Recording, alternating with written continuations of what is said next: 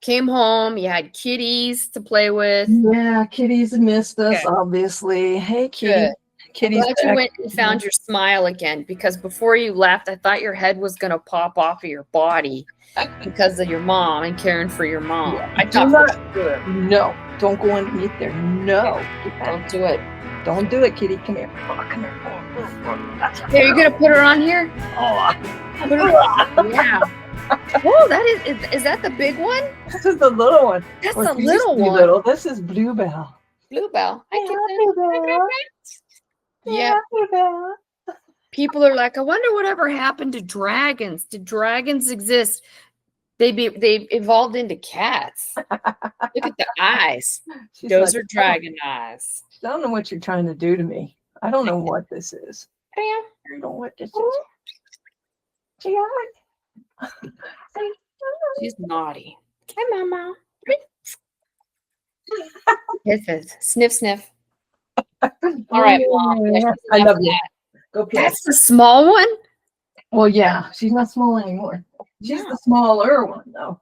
God damn. Where's the big one at? I want to see the big one now. Hi, Iris. Where are you? Iris.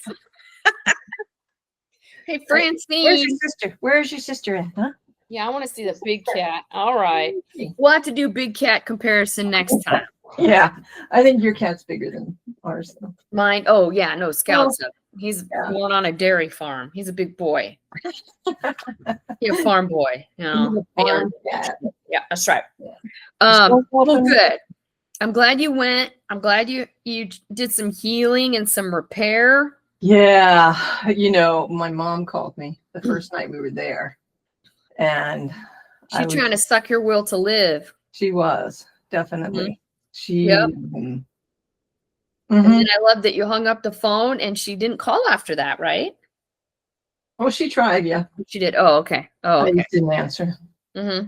Yeah. Great. And she survived. You came home and she was here and she was okay and she was cared for. And that's okay. And see, you can go and come back and it's okay. Yeah. Good job, Jen. No. Oh, shit. Hang on. What is she taking? Is she pooping on the floor? No, she was trying to turn the computer off. She needs a spanking. She was like this close to the power plug. God damn.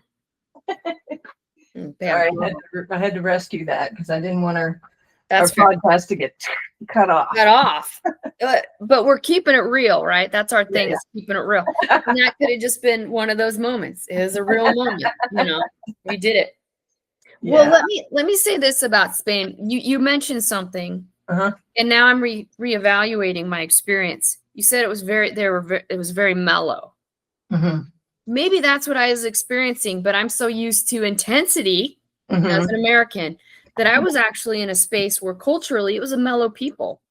And so what I picked up to be like rude or, you know, whatever, it's not that at all. Just super mellow. It could be, because that's how I would describe it. It seemed like they were just really chill. Like they were just Spaniards. This is what we do, you know. No need to. We're just mellow. I like that. And you know, they go to work about 9 or 10. Then they shut everything down at like 3 or 4.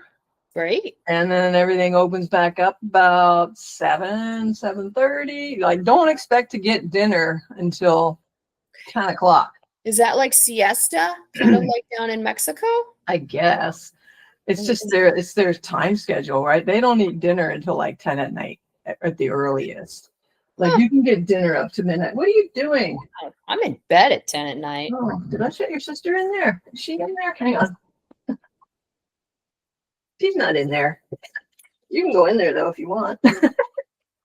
It'll keep her away from the computer. Yeah, right. Her sister was in my closet earlier. She just acted like, I got to get in here. So I thought maybe I shut her sister in the closet, but I didn't. Happens. Yes. Okay. So. Okay. Yeah, they just have this weird schedule. Like, it works. Like, it doesn't work for Vera because she I had to have my dinner at 6 or 5 or whatever. Yep. Okay. So, but it worked. I mean, what we did is we'd get up and have breakfast in the morning, late Good. breakfast, and then we'd go out for the day or do whatever we were going to do for the day. And then, fortunately, when we were in Califell, we were at a hotel, so we could order room service. Oh, nice. Okay. So if we missed, like, we'd be coming back and we'd be like, "Are you serving food? No. Are you serving food? No. Are you serving food? No." So it's like, okay, we're going back and getting room service. There you go. Well, it sounds like you adapted. You figured out a way, to not get hangry and, navigate, making sure your wife is, It didn't seem like it was that bad in Barcelona. Like, we stopped at a place and had dinner, early dinner, and they were open. And I expected them to say, "Oh, we're not serving any food right now," because they would open the bar, but they wouldn't serve any food. But we had tapas at a place, and it was good. Well, does it just get super fucking hot during those hours? And so they have to because the kitchen gets too hot for food making? Is that a thing? Maybe in places like Seville, which is where we were supposed to go, which is the frying pan of Europe, they call it, because it gets so hot there. No shit. Maybe that's it, but I think it's just a cultural thing. I think that's their culture. They just go to work. I always look for the anthropological reason for things. I'm like, okay, that's interesting. Now there's got to be a reason for that. Yeah. Okay. But okay. Interesting. Cool. Yeah. I'm down with that. I think, what the hell? Hang on. What the hell's going on over there, Jen? If you get murdered, and then I think it's the cats, but is there someone in your apartment? What the hell are you doing? What are you doing in there? Hey, what is up? Kittens. What are you doing? Where are you? Is that you? You on that bracket? This one. Yeah. It sounded like she was banging on the door. Huh. Interesting. She's weird. I gotta fuck with you a little bit, change my background. I gotta hear about. Okay, that was Spain. Like, Spain was cool. Yeah, we had a great time. Awesome. We flew business class both ways, so it was really nice. And mostly because I had tons of air miles, and we could do that. Hell yeah, you had tons of air miles. And the hotels were the same way, paid for by the hotel miles. So love it. Yeah. Good job, buddy. Nice. Tell me about your trip to Idaho. Okay. Oh, and really fast, just so you know, my DNA, I'm also Iberian. Oh. It's right in the Spain area. So the dark Irish. So you got the dark Irish. Oh, okay. Yeah. Okay, paranormal festival. And then I'm gonna go pee. Okay. Okay, so a buddy of mine, Katie, who told her werewolf story in our last episode. She had mentioned a couple months ago, "Hey, are you going to the paranormal festival?" And I was like, I don't even know what you're talking about. Little town, Wallace, Idaho, right? It's a 5.5-hour drive, so about an hour east of Spokane off of I-90, going through Washington. Anyway, pull in, finally get there. I get there at night. Like 1 a.m. Girl, I have never seen so much wildlife on a drive. I saw an owl. Owl flew in front of my car at night. Coyote ran across the street. Where did you get this background, by the way? How? Where did this background come from? Is it on there? Oh, it's new. I think it's for the holidays. So I think they're doing holiday ones now. Right. They got pumpkins. They got a whatever that is. Pumpkin something. Oh, that's just grandma's thing. Yeah. Okay, yeah. So there's just Okay, go ahead. Animals flying in front of you. Yeah, so cool. And so anyway, I get there. I check into the Stardust Motel, which is one of those old motels where you pull your car up to your door. And but they kind of revamped it a little bit. Yeah, the Stardust. Very cool. And so it's an old one that they've just kept. and, like repaint it, made it nice, but it's still the motel. It still kept its moteliness, right? Get up in the morning. I meet my friend. Apparently, she has hit this town multiple times on her way driving to Montana. Huh? Katie? Yeah, Katie. Okay. Cafe Katie. And so she's been there a few times and really loves it. So she already knows which coffee shop to go to, where to get dinner, places to go check out. And what I misunderstood in my mind about Idaho is that Idaho is a warm, deserty place.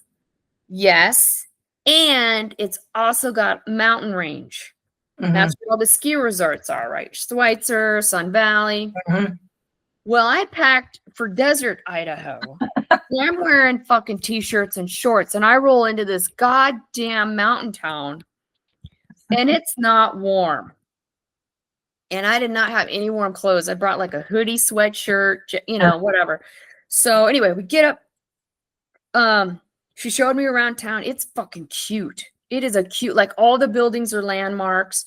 The town takes care of itself. The people take care of the town. It's got summer stuff to do, right? Outdoor excursions and then winter outdoor stuff. So it's just kind of like this cool little year-round town. And in a valley, like right in this mountain valley. And it's little. It is cute. What's the name of it? Wallace. Just like William Wallace. Yeah. But here's what I noticed. So Saturday morning, we get up, whatever. She's looking up on her cell phone about all the events for the paranormal festival.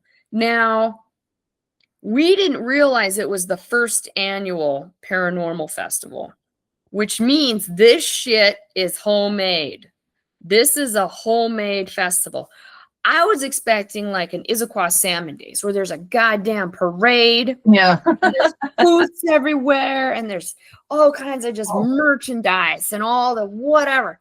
No, it was little, but it was free. Give it time, Jen. This fucker's going to get big and it's going to cost money. But we didn't see anything like that was. But the town is an old mining town, is a silver mining town. And so, there's a bunch of dead fucking miners. So they had ghost tours. So you can hop on like a little weird little bussy thing that doesn't have walls. Those buses that you just kind of hop in and out of? There's no walls to the bus. Tram? I don't know. So they were doing all these tours. We decided not to do that. A bus with no walls? Yeah. What do you call those? Like a tourist... Like if you go to Universal Studios and they take you for a tour of the Paramount picture. Oh, like just like a little, like it's. You just kind of climb on it, like a little trolley. Yeah, hang trolley off or something. Yeah, it was like that. It was those. Okay. So we didn't do that. We ended up going to Saturday night. We did. They had a paranormal open mic. So instead of going to the open mic and doing a song or poetry, it was tell your scary story. So I told one like paranormal and she told her werewolf story. Yeah. And then I didn't realize it, but her biggest fear is to speak in front of people. And I had signed her up and they called her name. Like she did it though, Jen. She went up to the mic and told her story and was like, that fucking sucked. And I was so sorry. I felt so bad. I'm like, I apologize. I did not have your consent. I didn't realize that was a thing for you. You have that great story. So anyway, she's like, we will never speak of this again. So here I am putting it on the podcast. Sorry. Lots of people can hear it. But yes, we did that. And then we went to a clairvoyant. There was a clairvoyant and she was giving like a lecture for an hour about how to access your own clairvoyance and like the different levels of, there was some, I can't remember what it was, but then like intuition, and then it just kind of builds until you can just full on talk to ghosts. And that was cool to go to that. And then we got dinner at this cool place called the Blackboard Market. and they had all kinds of food. We had pasta because it was kind of getting chilly. It's nighttime, so we needed some comfort food to warm us up. And then we were going to go to another paranormal, supernatural open mic, but at a different place, a different bar. And we ended up not going because Jen, it was 8:30 p.m. As soon as we left the restaurant, it started dumping rain, and it was cold rain. It was hypothermia rain. And I looked at her and I was like, because we walk. This town is so small, Jen, you just walk everywhere. I was like, girl, what if we don't go to that last bar and just put on our jammas? And she's like, that is brilliant. So we called it a night at 8:30 p.m. She had to take a hot bath. I had to like totally turn the heat up in the room to warm up. We were freezing our asses off, but super cool. I'm glad we went. I'm glad we went to the first annual. We got t-shirts and shit. It was the first one ever? First one ever. We didn't know that. So it was like a real leap of faith. And now we know. I think it's going to build. I think it's just going to keep getting better. And the more exposure. We were bumping into people from Seattle that were there for this, which I love. I'm like, keep Seattle weird, right? Like Seattleites love that shit. So, it was great. It was super fun. Glad we went. I must say, I was impressed with the town because it was, I'm going to call it woke, and I'm not going to apologize for being woke, right?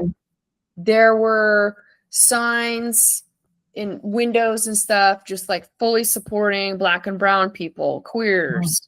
I was like, oh shit. Yeah, I was like, what the fuck? Idaho can be questionable. 100%. So I took note of that. I was like, I'm taking note of this. And then here's the only part about it that was different than Seattle there's lots of things I noticed but this is the one that got me. We go in to check out the resident Ace Hardware, right? Because I'm a lesbian and Katie's like a mom that likes stuff. And we were going to hit that. Independent, yeah. That's where we're going to hit up the hardware store just to see all the stuff. And see what they got. And girl, you walk in and it was a wall behind the counter of machine guns for sale. Machine guns, and then the handguns and the rifles and the stuff, but like the machine guns, I was like, really? What you need that? And then stacked up against the wall, like cases of beer or firewood. I was like, oh, what are these boxes full of? I'm like looking, maybe I want to get something. What is this? It was all ammo. It was just boxes of bullets, right? And I was like, okay, this is different. Because when you go to the Ace Hardware in like Ocean Shores, it's a wall of like fishing gear. Or clam guns. Clam guns, right, for clam digging, right? Not or ladders or whatever. No, this was guns. So damnedest thing I ever saw. And I think it was the machine gun looking shit that got me. I can understand rifles. This is a hunting people. They hunt deer and they eat that shit. You can't hunt an animal with a fucking machine gun. You're going to cut it in half. You're going to mow it down. And that for what? Anyway, I was, and it was funny. I got some postcards and a back scratcher, and I'm up at the cash register ringing in my order with the lady. And these two people come in, and they look like they could have been locals. He was a furry guy, like a big furry guy, and she was just like a tall woman, just all beefy. And I'm like, oh, this must be Idaho peeps. And then she looked at that wall of guns, and she started laughing. And then she nudged her boyfriend partner. He was like, look at that. And he looks and he's like, oh, and I'm like, oh, they're from Seattle or something. Because they did the same fucking thing I did when we walked in. Like, oh shit. Wall of guns. Wall of guns. Well, wall of machine guns, let's put it that way. Yeah. Not just wall of guns. Wall of machine guns, because you need that shit. Apparently. Who needs that? Apparently need that. So anyway, so it was interesting, but we hit up some of the antique stores, which were really cool.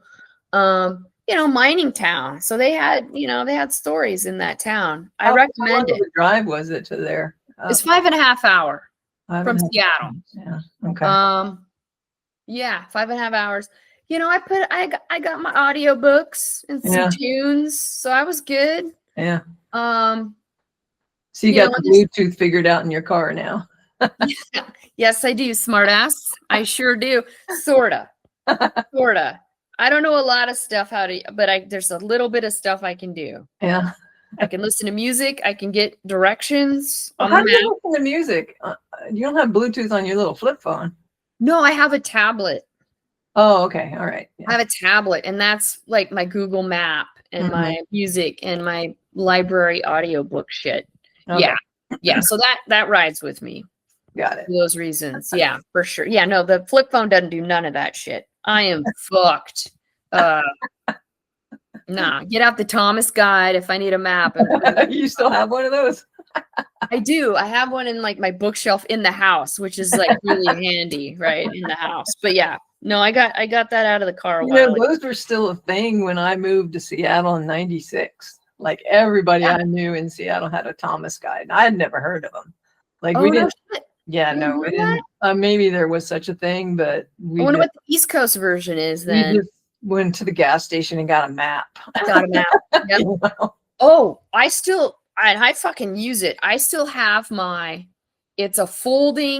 it's laminated. It's a folding map for New York City. And I bring that when I go to New York City. I pull that fucker up. New Yorkers use those fucking things. That's how packed and vast that city is. And I use that. I take that with me when I go to New York because I need it. And it's super helpful. Here somewhere. I think I had one of those when I was in New York years ago. Okay. I love it. That's my jam. And it's laminated so it doesn't tear apart. Yeah. Well, and it's not like, New York City, they're not adding streets or anything. So it's pretty set. It's pretty set where they're at.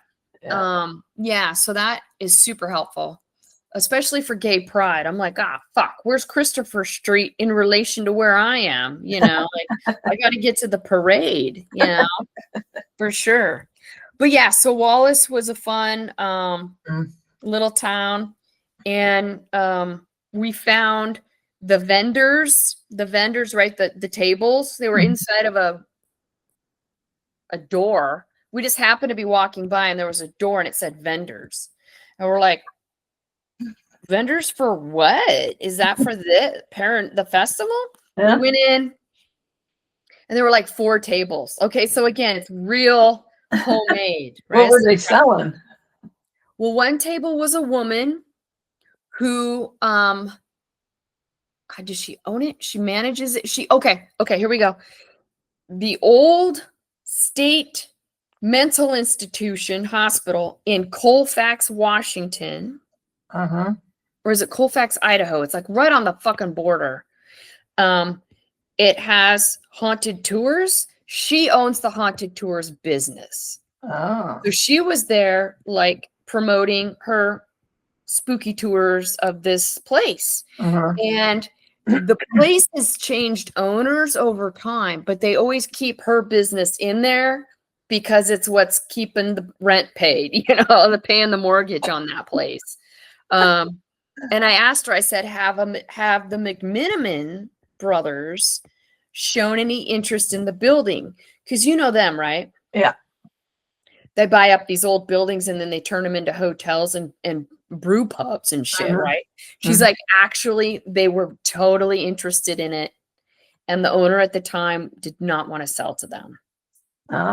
She was bummed. But she did say what's cool is that her business and the owner of the building, they put money back into the community, into Colfax. So it's kind of like this nice community-based thing. So I was like, Katie, we got to go there sometime and check out this fucking tour. Colfax, Idaho? It's Idaho or Washington. It's like right on the border. She said she was close to Spokane, but you gotta check it out. Can you verify what state? Idaho. Yeah, the old state hospital. It's a no, it's in Washington. It's in Washington. It's a big ass creepy looking brick building. You know, like the old state mental hospitals and stuff that Reagan closed down. Yeah. Mm-hmm. Those. Well, the Colfax, Washington comes up, and I searched Colfax, Idaho. Colfax, Washington came up. Okay. Yeah, if you look for the old places to stay, the Best Western, the Route 26 farmhouse. Yeah, awesome. The Hilltop RV Park, the Palouse Empire Fairgrounds RV Park, and Steptoe Butte RV Park. So lots of RV action going on. There we go. Yep. Anyway, so she was promoting her business, and then another table was, it appeared to be a paranormal show or YouTube channel, and they were filming people telling their stories, their supernatural, and they're like, hey, do you have a story you want to tell? And I was like, oh no, I don't, because I didn't really have anything spooky to tell. And then the other tables were mostly like jewelry that people had made. And there was a table that was selling shit that they had made with their 3D printer, like just weird shit that they'd made with their 3D printer. But yeah, a lot of jewelry and kind of some spooky jewelry, you know. And that was it, like 4 tables, maybe 5. So we got some free stickers, you know. And that was it. Yeah, so real homegrown. Wallace Paranormal Festival. Yep. And yeah, it says lodging options. It says, you know, it's got a countdown clock thing on there, and it's like 000. Yeah. They have sponsors. They've got vendor information on there. And when and where is this family friendly? And they haven't put up the dates for next year yet. Yeah, no, I think that won't happen until, you know, like summer. We got to get organized. But I hope it works, because I think it's a great idea. I think the town is so fucking charming that I would have just gone to go to Wallace. That's how I would go again just to be in Wallace, Idaho. I would, if it's wintertime, I'm going to wear fucking warm clothes. But you didn't buy any warm pants or anything while you were there? I couldn't find any that were working for me, man. The Ace Hardware had pants, but they were like huge Wranglers. And I'm like, I can't wear none of my size. You know, I was like, because I wouldn't have minded a pair of Wranglers, Jen. I'm gonna be honest with you. Yeah. They're a wall of pants, but a lot of them were out. Like they got bought. I think because it got cold. You know what we saw in Barcelona? What? Barcelona, I should say. Barcelona. Oh, right. They have the F. Carhartt. Oh, shit. Carhartt store in Barcelona. There it is. Goddamn right. And I looked at Vera. I said, would it be really bad if I went to Barcelona to buy a Carhartt shirt? But, you know, it wasn't like Carhartt Barcelona or anything. It was just Carhartts, you know. So. Were they cheaper, though? I didn't go in. I mean, we passed it like 3 or 4 times because we kept passing it. But yeah. And people were in there looking around at the... Hell yeah, they were. That's good stuff. That's some good shit. Yeah. When my kids, the first set of friends that had babies, I mean, the babies are now like 25, but when their kid, Parker, he turned 3, because he was old enough, he was big enough as a person for me to get this. I got him a little kid's Carhartt jacket. And I mean Carhartt, like the thick outer, you know, and it had the tan color on the outside. And it was like his little man jacket. And they live in Idaho. They're in Boise. So it was perfect. Yeah. And his dad and grandpa hunt duck, and then they make duck jerky, which apparently is good. To them, they love it. It's delicious. Yeah. Anyway, so he doesn't hunt, but the little boy, obviously. But they were very grateful for the jacket. They're like, that's fucking awesome. And when he was first born, I had a onesie made that said, I heart lesbians. So they were like, because they're in Idaho, they're like, oh boy. So I think he wore that around the house. Yeah. He wore that around. They didn't feel like Idaho was ready yet. I was like, Sometimes you got to be the first. Yep. But yeah, right. But I recommend. But on a different note, I was at Ocean Shores this weekend, or just now. I'm sorry, just now. I just got back, right? And I went to the junk store there, and a buddy of mine. Which one? Junk store. I was at the junk store, the Anchor thrift store. Right. Yep. Yeah. They're in Ocean Shores, Washington. And a buddy of mine, May, likes romantic, like those trashy romance novels. Mm-hmm. And there were the only thing that was 50 cents in that store was the romance novels. All the other books had like real prices, but these were like, they're getting rid of these fucking things, right? Mm-hmm. And I was like, 50 cents. So I grabbed, and I wanted to read these because I thought that people should hear what's on the back of these fucking books, right? like you read the back of the book to see what it's about. And it worked because I bought these. But I want to show you the first one because it's kind of spooky. Well, maybe I should get rid of my background. Oh, there we go. Something the cat dragged in, or yeah. So you got the black cat in this. Oh yeah. Hole, right? Okay. Okay, so it's an old codger, a tomcat, and a killer. But here's the part that I was like, the venerable Herbert Ungley wouldn't have been caught dead without his toupee. So when his landlady's cat dragged it into her kitchen, Betsy Lomax knew something was amiss. Right? And then as you keep going down, she knew it was time to call Professor Shandy, whose success at sleuthing had already surpassed his fame as father of the world-renowned rutabaga, the baklava buster. Like, who writes that shit?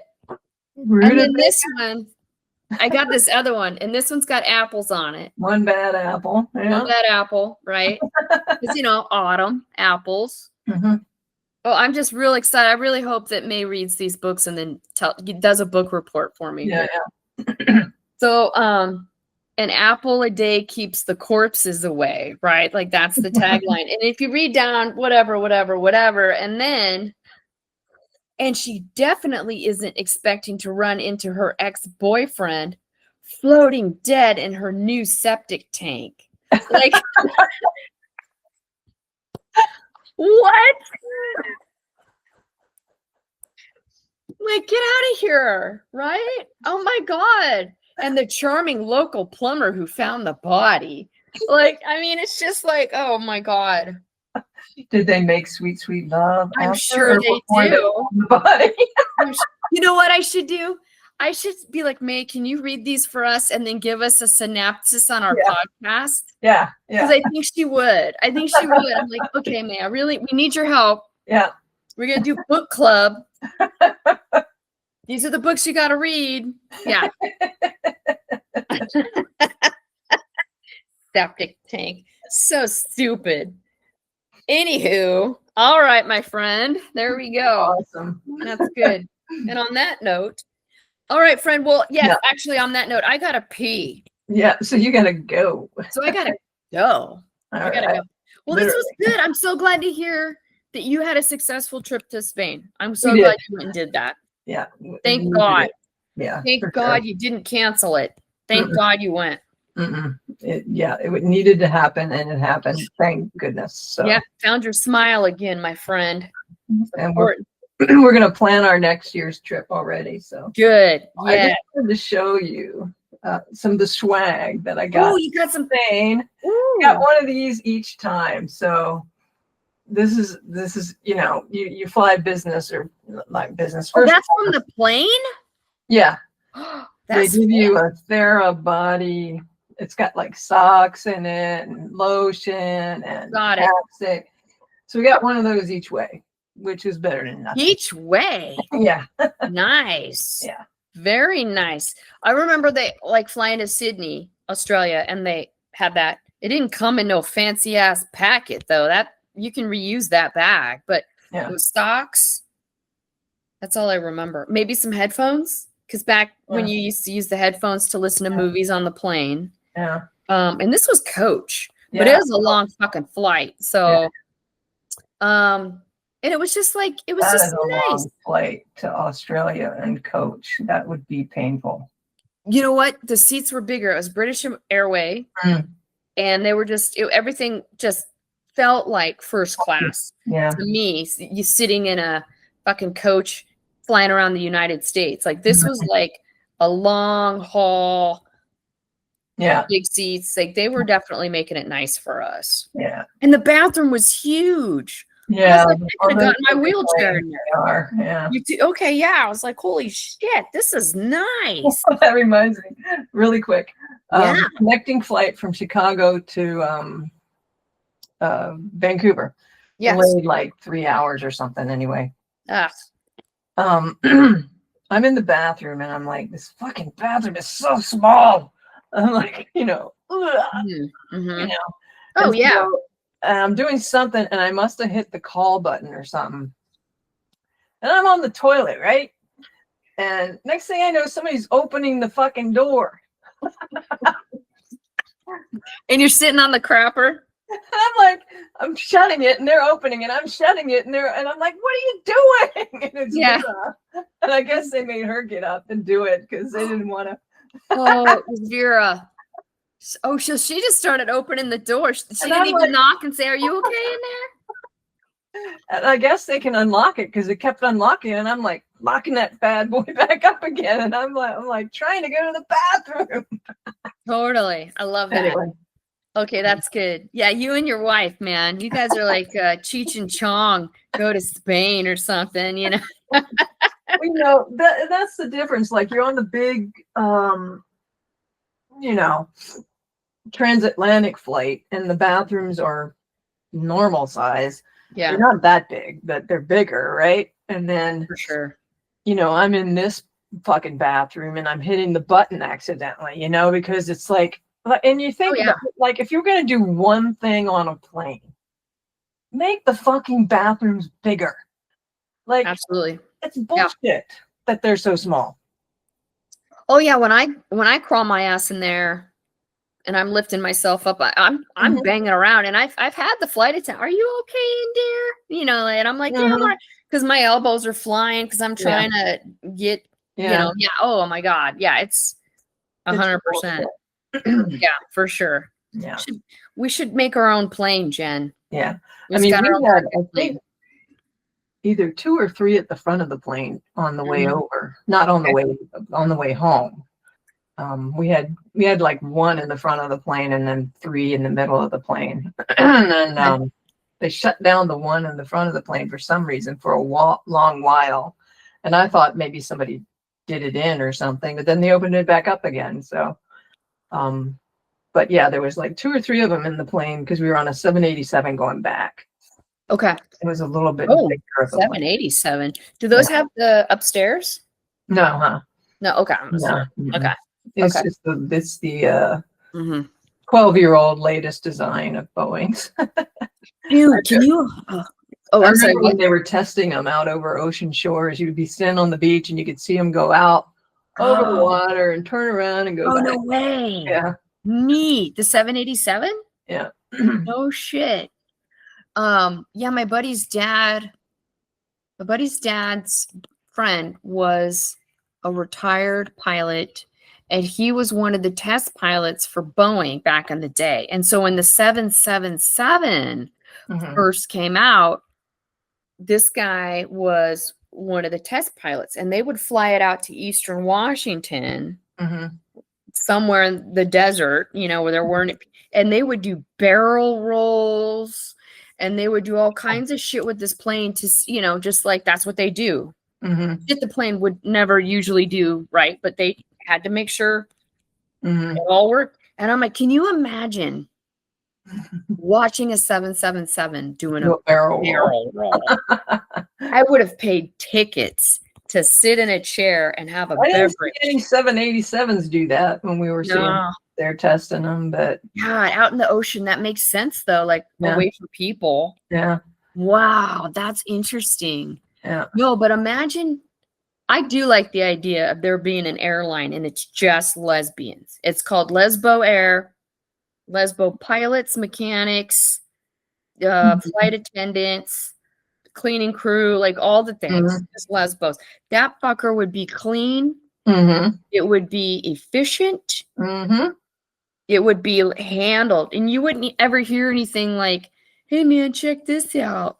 And then like all of the alarms going off because some guy pilot wanted to show off to his co-pilot and then the plane's crashing. You know, that would never happen. Never happen. No, it would not. Lesbo Air. I think it's and there wouldn't be any embezzling of funds. There wouldn't be any cheating the customer. Yeah. There just wouldn't, it just would be no need. We'd find financing in the right way. It would be paid for, no problem. Flight attendants are much friendlier. I think we had like, I would say at least 60% ratio of gay flight attendants on this flight coming back from Barcelona. Were they boys? Were they gay boys or boys, women I think some women too. Okay, go girls. Okay. I don't know. Lesbian flight attendants. Well, you know what? You don't know. Like certain ones can do it. I can tell. Like if it's a no. I believe you. No, I didn't mean it like can we tell or not. I'm thinking more of like personality traits of like I could see a lesbian flight attendant being like, "Excuse me, sir, what did you say? You go fuck yourself. We're gonna land this plane early. This guy's getting the fuck off of this plane." Like I could see that. So it'd have to be the right kind of lesbian for that type of customer service. Yeah. Because I don't know any. Actually, maybe if the lesbian flight attendants were like that, then the customers would behave like none of that nonsense shit. No nonsense and ridiculousness on our flights. And that's the catchphrase. That's our tagline. Yeah. None of that ridiculousness here. No. And we're not going to charge you for baggage or whatever. And yeah, your meals are going to be like kale and hummus, right? You're going to have like the healthy Mediterranean diet on the plane, right? I think that you should charge people that don't want to check their bags. Whoa. Because yeah, let's hear it. Because like there was this brief moment in time where I'm trying to remember when it was now. It was after 9/11, I think. Okay, yeah. Where they made everybody check their bags, right? It's possible. Well, they made you run it through the X-ray machine. No, they made you check your bags. Oh, right, because they had gotten brand new X-ray machines for checking actual baggage. They did not let you bring bags on the plane. Right. Yeah. I'm pretty sure. Because I went to Vegas and I was like, fuck this. Why don't they do this all the time? Because you're waiting for Judy to get her 3 fucking suitcases out of the overhead bin because she can't be bothered to check her bags, right? Totally. And I thought, fuck this. They charge you to check your bags. So everybody brings their bags on the plane now. And it slows everything down. So the plane is late taking off from the gate because these fucking yahoos have 5 bags apiece and they, and then there's the poor guys in the very back of the plane that don't even get to check a bag at all, to bring a bag on the plane. Wait a minute. Now, I thought it's my experience that you're only allowed to bring one, like a purse, and then they've started instituting that now, but I still think that make everybody check their fucking bags. Yeah, I mean, I just bring my one carry-on. That's the standard. I used to carry like a duffel bag, but that would have a hard time going in the overhead. And I was like, oh shit. So I started doing the one with wheels, but it's the small one, like the one that's supposed to go, that's designed for the up aboves. Yeah, because you can't fit everything. People don't do it. Like people don't pay attention to it. And every day, every time you go to the gate, they're like, oh, it's a full plane flight. It's everybody's bags are not going to fit. Oh, sure. Got it. So they're not getting the money from Got it. checking the bag anyway, because they're making them check it at the gate anyway. So it's interesting. Everybody check their fucking bags. That's and get your go to luggage carousel, get your bag and go. And then people are getting on the plane and they're getting off fast. And then planes are making it on time. I'd be curious. If that would make it faster getting off. I'm guessing it would, but then there's still people that are just, but again, it's a lesbian airline. So we would kind of be a little German around that. We would be efficient. Sorry, sir. That's going in the belly. It's going in the belly. Everything's going in the belly. Doesn't matter. You got a purse, you can bring that on the plane with you. Yep, you got your purse. No. Oh, let me ask you this. Lesbian airline, do we allow dogs? Oh, yeah. On the plane. Yeah, okay. Yeah. Yeah, that's right. The dog sitting next to you in the seat. That's awesome. Yeah. Oh my, I know, right? It's just, that's so gay. That's so gay. We got dog beds and, you know. When I was flying during COVID, like dogs were like, it was great. I could look, I'd be like one of 4 people on the plane and then there's 2 dogs, you know. Awesome. What? I love that. Yeah. Or the bathroom's got to have a baby changing station. Well, there's nowhere for a parent to change a diaper on an airplane. Well, that's the thing, right? So, like, that's a problem. Yeah. Yeah. Absolutely. So, if you want to have the bulkhead in economy, they boot you out because they want to put the parents there because that's the only place they can put the bassinet. But you just put a very valid point. Where the fuck are they going to change the baby at? Yeah. The bathroom is like this big. Yeah, you got to put a baby changing station in there because we got to make this family friendly. Yeah, we gotta be family friendly. We gotta be down for the babies. We're gonna have frozen breast milk bathrooms. Yep. What is it gonna take? A couple of seats away, right? What would it take? Totally. Yeah, I agree. Bluebell agrees. She says, "Yeah." Right? It's like we got this. Take a row of seats out of the back and make the fucking bathrooms bigger. Hell yeah. You know? Yeah. Nobody wants to sit in that last row anyways, right by the bathroom. You know? Yeah, that's my row because it's so close to the bathroom. But it's right there. But yeah, that's my row. I know.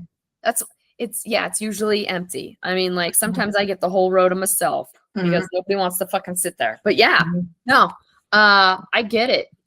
I like our idea, Jen. We just got some great fucking ideas. Yeah, we could start our own airline. What would we call it? Well, I think we should keep it real. Lesbo Air. Lesbo Air. Lesbo Air. Isn't there Aer Lingus? We could partner with Aer Lingus, right? Got a partnership. Get some frequent flyer miles between us and Ireland. Are you in? Okay, you're not drawing the parallel to Aer Lingus. I am. Okay. That's why I said Aer Lingus. Yeah. Oh my God, we could sell T-shirts like our airline, Lesbo Air. I fly Lesbo Air partnership with Aer Lingus, right? People would buy that shirt just to have it, just to have the shirt. That's true. That's true. And they would fly our airline just to say they flew it. Yeah. I was on Lesbo Air. It was amazing. Fly the Lesbo Air. Yep. The best flight of my life. Best flight of my life. And it's Lesbo Air, so we have like real plates and silverware because we want to wash that shit because we don't want to be, utilizing resources, right? We got to compost and recycle and God, you know what? Our plane would probably run on recycled poop or something. Like we'd figure it out. We would figure out how to fuel it with like old shit, you know? We'd back it up to the cafes in town.